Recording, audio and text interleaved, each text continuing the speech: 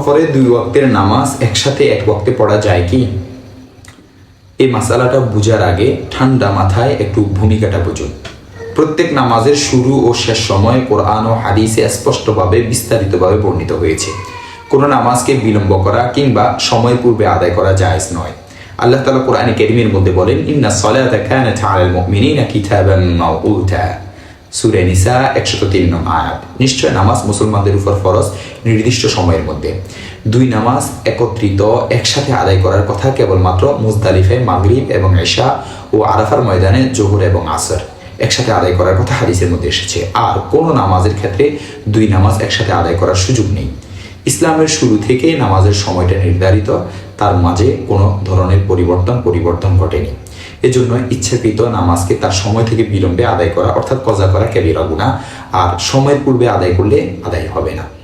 বর্ণনা এসেছে ইবনে আব্বাস রাদিয়াল্লাহু তাআলা আনহু থেকে বর্ণিত, নবী করিম সাল্লাল্লাহু আলাইহি ওয়াসাল্লাম বলেন, কোনো অজুহাত ছাড়াই যে ব্যক্তি 2 ওয়াক্তের নামাজ একত্রে আদায় করে সে কাবীরা গুনাহের স্তরসমূহের মধ্যে একটি স্তরে পৌঁছে যায়। জামিউত তিরমিজি হাদিস নং 188। এখন বাকি রইল সফররত অবস্থায় কেউ যদি 2 নামাজ একসাথে আদায় করতে চায় তাহলে এটির সুযোগ তার জন্য আছে কিনা। কারণ কিছু কিছু বর্ণনায় এমনটা পাওয়া যায়, যেমন সহিহ মুসলিমের 1500 নং হাদিসের দ্বারা বোঝা যায় যে সফর অবস্থায় 2 নামাজ একসাথে পড়া জায়েজ।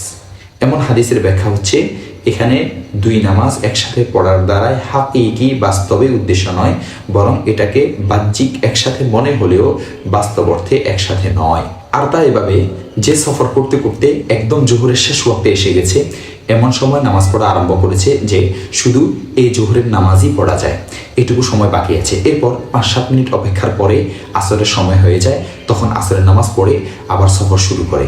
তো এখানে একসাথে 2 নামাজ আদায় করলেও প্রকৃত অর্থে 2 ওয়াক্তে 2 নামাজ আদায় হয়েছে, কিন্তু আপাত দৃষ্টিতে মনে হবে দুটোই একসঙ্গে পড়া হয়েছে।